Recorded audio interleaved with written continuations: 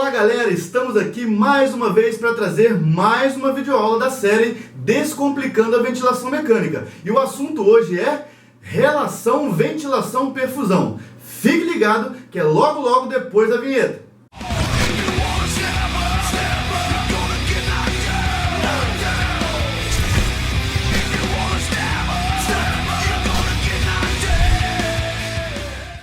Então pessoal, hoje nós vamos aprender um conceito importantíssimo em ventilação mecânica. Para que a gente possa ventilar bem o nosso paciente, nós temos que entender esse conceito de relação ventilação-perfusão. Até porque a maioria das nossas estratégias ventilatórias, elas visam otimizar a nossa relação ventilação-perfusão. Ou seja, a quantidade de ar que entra pela quantidade de sangue que passa pelos nossos capilares pulmonares, para que haja uma boa troca gasosa e o paciente possa ser bem oxigenado, suas células possam receber o oxigênio adequado.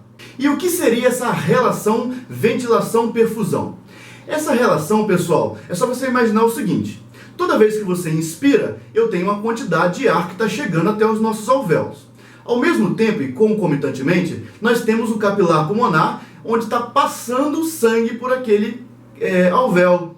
E aí, eu tenho que ter uma quantidade adequada de ventilação, mas eu também tenho que ter uma quantidade adequada de perfusão sanguínea naquele alvéolo, para que possa haver uma boa troca. Então, relação ventilação-perfusão, ela pode ser caracterizada pela razão existente entre a quantidade de ar que passa pelos alvéolos e a quantidade de sangue que passa dos nossos capilares pulmonares. E essa relação vai determinar a quantidade de oxigênio que vai passar para o nosso sangue para ser levado até as nossas células. Então, pessoal, nós temos como os valores normais de relação ventilação-perfusão de 0,8 a menor que 1. Quando eu tenho essa relação nesses parâmetros, eu digo que a minha relação ventilação-perfusão está adequada. Mas toda vez que eu tiver algum distúrbio que vai mexer na minha relação ventilação-perfusão, eu vou ter problema, que eu posso fazer com que o meu paciente não esteja sendo bem ventilado. E aí, isso vai automaticamente predizer hipoxemia, hipóxia, e nós vamos ter problemas a nível celulares. E o equilíbrio entre a quantidade de ar que ventila os meus pulmões e a quantidade de sangue que passa pelos nossos capilares pulmonares, elas são determinantes para poder promover uma boa troca gasosa. Então, pessoal, toda vez que eu colocar índice VQ, V, nós estamos nos relacionando à ventilação pulmonar. E Q é a perfusão nos capilares pulmonares. Então, essa relação que vai determinar como que vai ser a nossa troca gasosa, que é essencial para a vida. Uma coisa importante a salientar é que o pulmão ele não é igualmente ventilado em todas as suas regiões. Você tem que aprender o seguinte: quando o paciente está em posição ortostática ou sentado, nós temos uma relação de que a base pulmonar é melhor ventilada do que o lobo médio, que também é melhor ventilado do que o ápice pulmonar. Agora que você sabe o que é relação ventilação-perfusão, agora fica fácil de entender. Toda vez que eu tiver uma doença pulmonar ou qualquer outra doença que vai interferir na minha relação ventilação-perfusão, eu vou ter problema, pessoal. Olha só, vamos colocar algumas situações hipotéticas. Imagine um paciente que está bem ventilado. Ele está conseguindo colocar ar nos seus alvéolos de forma adequada. Porém, esse paciente, ele sofreu um acidente e aí uma artéria foi rompida, digamos uma artéria femoral, porque teve uma fratura de fêmur, e aí rompeu a artéria e esse paciente está sangrando. Está com uma hemorragia considerável, uma hemorragia importante. Esse paciente está perdendo volume de sangue no seu sistema circulatório. Isso faz com que ele comece a entrar numa condição chamada de choque, que é um colapso do sistema circulatório. Só que quando o paciente está em choque, a pressão arterial está muito baixa, nós temos que entender que no corpo todo o meu sangue está tendo dificuldade de chegar, inclusive também nos capilares pulmonares. Então imagina, eu tenho o ar chegando no alvéolo de forma adequada, mas eu não tenho sangue passando por esses alvéolos, nos capilares pulmonares. Obviamente que, por mais que eu tenha ar, mas se eu não tenho sangue para fazer troca e carrear isso até as minhas células, eu vou ter problema. Então aí eu vou ter automaticamente um problema de difusão, um problema de hematose, de troca, causada, por exemplo, por um choque hipovolêmico, um choque hemorrágico. Outra condição, o paciente está com pneumonia, está com os alvéolos encharcados de líquido inflamatório, exudativo. E aí, se eu tenho muito líquido inflamatório, se eu tenho pus, catarro, pus dentro dos meus alvéolos, automaticamente o meu ar não consegue chegar até os alvéolos. Eu tenho uma boa passagem de sangue pelos capilares pulmonares, mas eu não tenho ar chegando ao meu alvéolo. Então, se eu diminuir a minha ventilação, obviamente que eu também vou reduzir a minha troca gasosa. Lembrando que a nossa fórmula é índice VQ, ventilação sobre a perfusão. Então, toda vez que eu tiver distúrbio ou da perfusão ou da ventilação, eu vou ter problema na troca gasosa. E aí, as minhas estratégias ventilatórias, elas vão ser baseadas exatamente para tentar resolver esse impasse, para poder melhorar a ventilação, para que possa, juntamente na hora que o sangue passar, eu ter uma boa troca gasosa.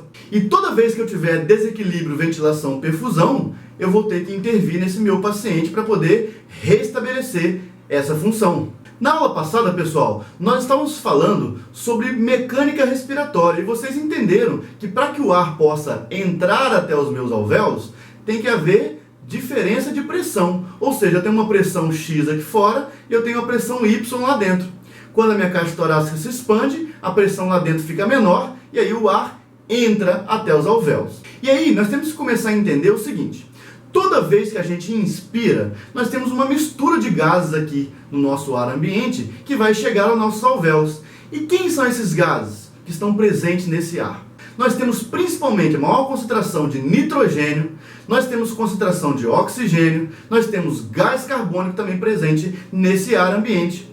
Só que aí você deve estar perguntando assim: nossa, então quando eu respiro, eu estou respirando todos esses gases? Sim, e para sua surpresa, se você ainda não sabe, nós temos que entender que o ar ambiente, a concentração de oxigênio nele é de apenas 21%. Então, a cada vez que você inspira, nós só estamos captando do ar ambiente 21% de concentração de oxigênio. O restante é exatamente esses outros gases que eu falei: nitrogênio, gás carbônico, que também está presente no nosso ar atmosférico. E é importante você saber esse conceito de que o ar ambiente está a 21% de oxigênio, porque é o seguinte: quando você coloca o seu paciente em ventilação mecânica, você tem a opção de colocar esse paciente tanto com a FI de O2. A partir de agora, a FI de O2 é fração inspirada de oxigênio. Você tem a opção de colocar de 21% a 100% de oxigênio para esse paciente. Só que você deve estar se perguntando: e qual é a fração inspirada adequada? Bom, a fração inspirada de oxigênio mais adequada para o nosso paciente é aquela que vai ficar mais próximo do que é o normal. E o normal não é 21%? Então, você não pode também colocar muito oxigênio para esse paciente, porque já já nós vamos ver que o oxigênio ele é tão tóxico quanto os outros gases que você acha que é nocivo, que é o CO2, que é o monóxido de carbono, que é o dióxido de carbono. Então, nós temos que entender que na hora que for ventilar o paciente, nós temos que considerar que em ar ambiente ele estava ventilando em 21% de oxigênio. E agora no ventilador mecânico, eu tenho que manter ele em condições mais próximas das fisiológicas.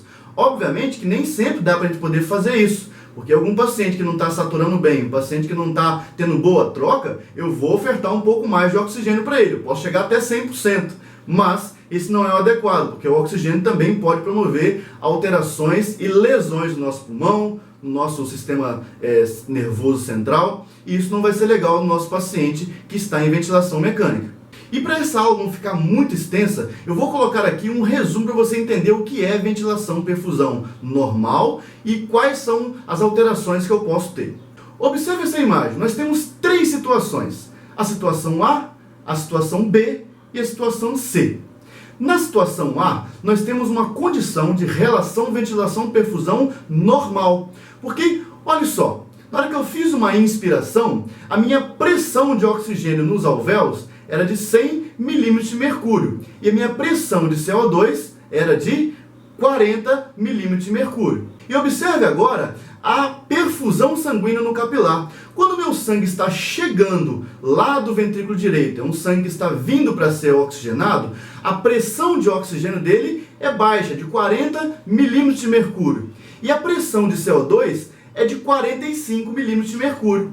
Quando esse sangue entra em contato com esse alvéolo, pela interface alvéolo-capilar, acontece troca por difusão simples, ou seja, o alvéolo estava mais concentrado, passou o oxigênio para o sangue que está no capilar, que está em menor concentração de O2, e o CO2 que estava em 45 aqui no capilar, passa para dentro do alvéolo que estava com 40 de CO2. Ou seja, meio mais concentrado para meio menos concentrado. E aí eu tive uma boa, uma adequada troca gasosa, que vai estar essa relação vai estar em torno de 0,8 a 1, que é o normal. Agora, observe essa outra condição aqui, a condição B. Nós temos uma obstrução, olha esse preto aí na via aérea, ou seja, ele está representando a minha via aérea obstruída. Ah, mas como assim? Pode ser por um objeto estranho que se entrou na via aérea e obstruiu a passagem do ar. Pode ser secreção, um paciente que está numa pneumonia, por exemplo, ou um paciente fazendo rolha, um paciente que está lá na UTI, está entubado. Esse paciente está com rolha lá no tubo orotraqueal. Automaticamente, eu tenho uma interrupção da minha ventilação. Observe agora como que ficou a pressão de oxigênio dentro do alvéolo na hora da inspiração. 40 milímetros de mercúrio de pressão. E o CO2 em 45 milímetros de mercúrio. O sangue está chegando a uma pressão de O2 de 40 e o CO2 de 45. Quando esse sangue entra em contato com esse alvéolo, que está agora nessas condições, olha o que vai acontecer. Você acha que vai acontecer troca de oxigênio? Vai passar o oxigênio para o sangue? Claro que não, porque a minha pressão de O2 no alvéolo era igual à pressão que está chegando no capilar. Então eu não tenho troca. Então quando esse sangue passa por esse alvéolo, não acontece troca. Ele não passa o oxigênio para o sangue e o sangue não passa o CO2 para o alvéolo para ser expirado, porque a concentração no sangue era de 45 e a concentração no alvéolo de CO2 também de 45. E aí quando esse sangue sai desse capilar, automaticamente ele não foi oxigenado, causando uma hipoxemia. Agora, observe essa terceira condição. Eu tenho um alvéolo muito bem ventilado, ou seja, eu tenho uma boa pressão de O2 lá dentro e eu tenho uma adequada e equilibrada pressão de CO2 também. Mas agora eu tenho uma interrupção aqui, por exemplo, no meu capilar pulmonar. Então, o sangue não está passando agora por esse alvéolo. Então, se eu tenho oxigênio no meu alvéolo, mas eu não tenho sangue passando para poder fazer troca, automaticamente eu tenho também uma diminuição da minha troca gasosa. Automaticamente também vai determinar distúrbios de relação ventilação-perfusão. No caso aqui, eu tenho boa ventilação, mas eu não tenho uma boa perfusão. Qual a condição dessa, por exemplo? Eu posso ter, por exemplo, uma embolia pulmonar, eu posso ter, por exemplo, um trombo que obstruiu os meus capilares pulmonares, que obstruiu meu fluxo de sangue para o meu pulmão. Nessa condição, eu diminuo consideravelmente, ou então eu posso ficar abolido essa perfusão pulmonar. E aí, eu também vou ter problema. E aí, galera, com essas alterações de relação ventilação-perfusão, eu posso ter três condições. O que nós vamos chamar de, primeiro, índice VQ alto. O que é o índice VQ alto?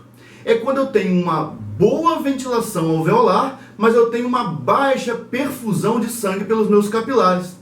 E automaticamente isso vai cursar com hipoxemia e hipercapnia. Por quê? O que é hipercapnia? Não é o aumento do CO2 no meu sangue? Por quê? Eu não estou tendo troca, então o CO2 está acumulando no meu sangue. Agora, eu tenho hipoxemia porque eu tenho uma boa ventilação. O oxigênio está chegando no meu alvéolo, mas ele não está difundindo para o meu capilar. Então eu tenho hipoxemia causada por um distúrbio de índice VQ alto. A segunda condição é o que nós vamos chamar de índice VQ baixo. É o contrário do índice VQ alto. O índice VQ baixo é quando eu tenho baixa ventilação, mas eu tenho uma boa e adequada perfusão. Ou seja, os capilares pulmonares dos alvéolos estão sendo bem perfundidos, mas não tem oxigênio chegando nesses alvéolos. Automaticamente, essa condição cursa com hipoxemia, seguida ou não de hipercapnia. Mas a principal achado é a hipoxemia causada por esse distúrbio. Nós podemos também chamar esse distúrbio de shunt pulmonar. O que é isso? É quando eu tenho bastante sangue chegando adequadamente aos meus capilares pulmonares, mas eu tenho baixo ventilação alveolar. E acontece que mesmo, olha só que coisa interessante, mesmo que eu oferte O2 para o meu paciente, seja num catéter nasal, seja ele por qualquer tratamento de oxigênio terapia, eu não consigo reverter essa hipoxemia. Por quê? Porque mesmo que os meus capilares estejam perfundindo bem os meus alvéolos, eu não tenho oxigênio, porque a minha ventilação está obstruída, está deficiente. Então, se eu colocar O2 aqui no nariz do meu paciente, esse O2 não vai chegar no meu alvéolo, porque a ventilação está baixa. Então, isso nós chamamos de hipoxemia refratária. Ou seja, mesmo que eu oferte O2, eu não consigo aumentar a concentração de O2 no sangue desse paciente. E a terceira condição é quando eu tenho um índice VQ nulo. Ou seja, quando eu não tenho ventilação e eu também não tenho adequada perfusão sanguínea. Eu tenho as duas condições associadas, baixa ventilação e baixa perfusão. Automaticamente eu teria que resolver as duas para poder voltar a ter uma boa relação ventilação-perfusão. Então, galera, para encerrar essa aula, nós temos que entender de forma resumida o seguinte: toda vez que eu tiver ou um distúrbio de ventilação ou um distúrbio de perfusão, ou as duas condições ao mesmo tempo, a minha estratégia ventilatória ela tem que ser direcionada para resolver exatamente o problema ventilatório. Aí, por exemplo, você pode pensar na situação seguinte: mas tudo bem, eu entubei meu paciente, eu estou ventilando ele mecanicamente, eu estou conseguindo garantir boa ventilação. Mas se o paciente estiver numa condição de choque hipovolêmico, choque cardiogênico, ou em uma anafilaxia, que eu tenho choque anafilático, como que eu vou resolver essa situação? Obviamente, pessoal, que tratar um paciente em unidade de terapia intensiva ou um paciente de risco alto, um paciente grave, nós temos que entender que a abordagem é multiprofissional. Obviamente, enquanto fisioterapeuta, enfermeiro, está lá fazendo a ventilação mecânica, o médico, os outros profissionais da equipe estão trabalhando para poder restabelecer o outro lado que os compete. Por exemplo, no caso de um choque hipovolêmico, no caso, o médico vai estar colocando volume nesse sistema circulatório, né? Ou vai estar usando drogas vasoativas que vão aumentar também a pressão arterial para poder fazer com que o fluxo sanguíneo pulmonar também volte a ficar adequado e você tenha uma boa troca. Não adianta nada eu ter boa ventilação se a minha perfusão é ruim. E o contrário também é verdadeiro. Eu posso ter uma boa perfusão, mas se a ventilação estiver inadequada, eu também tenho desequilíbrio de ventilação-perfusão. Mais uma vez, agradeço por você estar aqui no canal EnsinaMed. Se você ainda não é inscrito, se inscreve aqui embaixo para poder ajudar o canal a chegar a mais pessoas. Deixe o seu like aqui nesse vídeo, caso você tenha gostado dessa aula. E se tiver alguma pergunta, alguma dúvida que tenha ficado, deixe aqui nos comentários que nós vamos tentar solucionar e responder esses questionamentos. Muito obrigado a todos aqueles que estão dando apoio nas redes sociais, no Instagram, no Facebook e até mesmo aqui no YouTube. Muito obrigado pelos compartilhamentos, vocês que fazem esse canal crescer a cada dia. Até a próxima aula, pessoal!